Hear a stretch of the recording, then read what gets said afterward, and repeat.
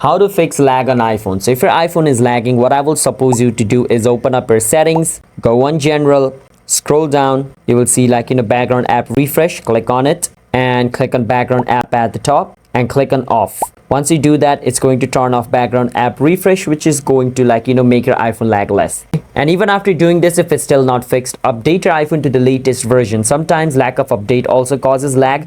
The next thing you can do is make sure your iPhone has enough storage. If your iPhone storage is full as well, it's going to lag due to lack of storage. So make sure to check that. The next thing is you can force restart your iPhone. Just click on volume up and then volume down button and then hold on the switch off button until you see Apple logo to force restart it. It should fix it. If it's still not fixed, then just open settings, go on general, scroll down and click on transfer, then choose reset at the bottom. Then you want to click on reset all settings. After you do that, all of the settings will be resetted. If any setting is causing you an issue, it should solve in this way. That's how you guys can fix lag on iPhone on iOS 26. Subscribe to our channel for more videos like this.